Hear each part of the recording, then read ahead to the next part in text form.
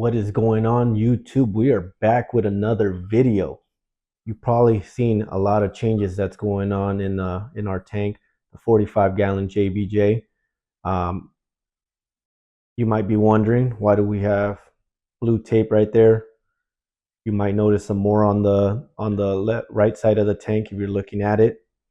You might notice some new creatures inside of the tank and some new corals. So right now, it looks like we're beating the ugly phase. So we have a little bit of some ugly on the sand, and we have a little bit on the glass itself. But right now, I'm using Pennywise Deadlights 61%, if I remember correctly. And since I've added a couple things to this to help control the phosphates, I've been winning the battle. We've been doing a pretty good job. The tank's looking a lot cleaner. You might also be wondering what happened to your lid. Well, we got another lid, one that actually fits and looks better on the tank. And I didn't even realize that came with the tank. So want to go over a couple things. So the first part is, you might have noticed we have an anemone. We have a rainbow bubble tip anemone, and right now we're using the tape method. This is a picture of a Darwin specifically, so my fish in there, the clownfish, and I want to try to get it to host an anemone. So I'll leave this there for like a week, and hopefully it'll host it. Right now, the bubble tip isn't too happy. It's trying to move around and try to figure out where's the best spot for it to hang out. But we'll let it do its thing. I'm trying to make sure it has enough flow. Right now, because of the area that it's at, it's not going to get the most flow. So I'm trying to decide if I want to put the wave maker in the middle of the tank, or where do I want to put it. The other part, we have some new corals, and I started moving some stuff around, and I got some boxes. So here is the green star poly. Very nice coral. This is a fast growing coral. My plan with this is to put this, I'm going to cut the frag plate, put it in the back, glue it, and let the whole backdrop just grow out with none of that, just all of that green star poly.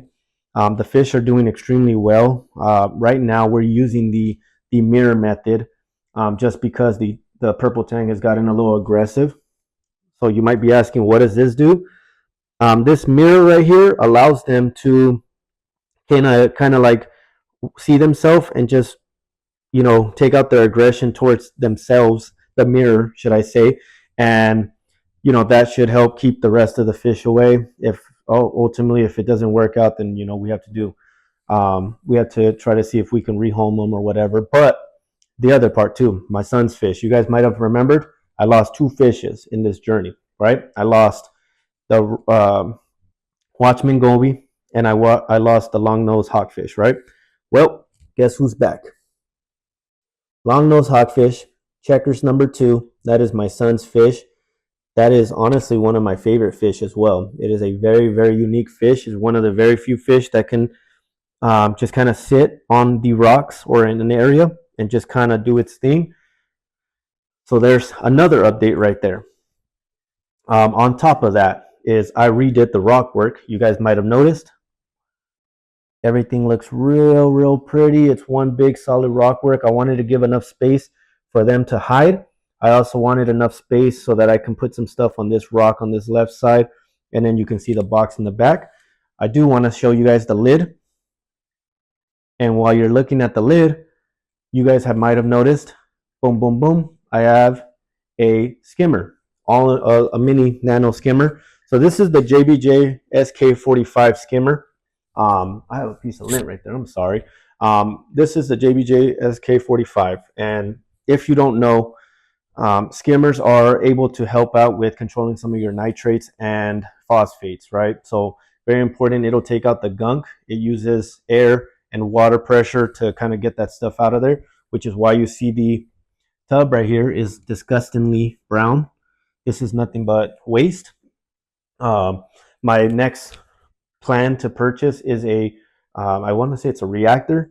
You can use GFO or bio pellets to basically kind of help remove more phosphates and nitrates, and there's a nano one that I'm looking into. It's only like $70, and I'm gonna try to get that so that I can help out, make sure that the tank is as healthy as possible, especially with the bioload that we have going on.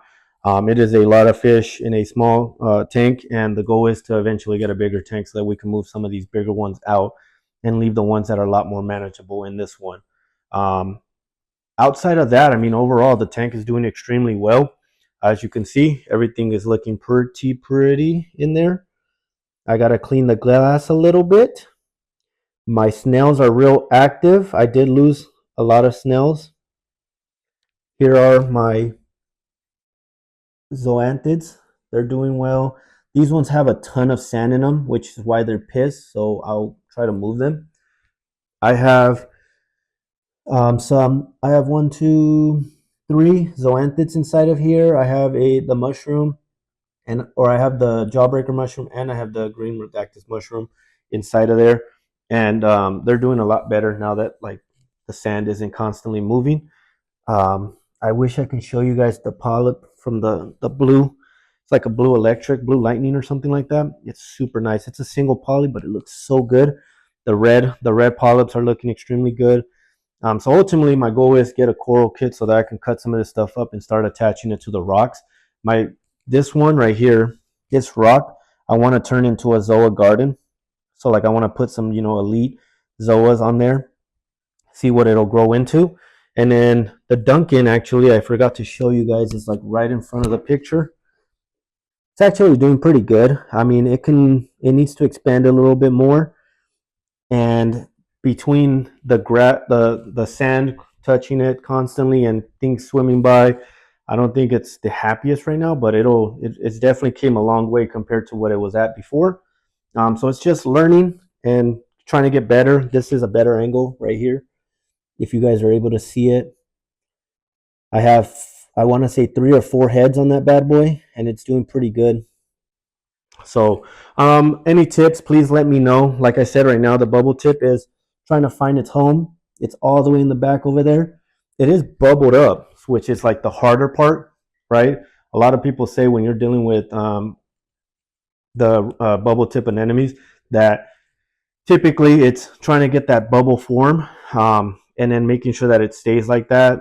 Right now, earlier, and I have some footage that I'll make sure it goes in there, that you guys can see, it's a big anemone. It's a very big anemone. So now it's just a matter of it finding its place where it wants to go, and then expanding and really showing how big it really is. And again, hopefully my fish actually host it and take advantage of it.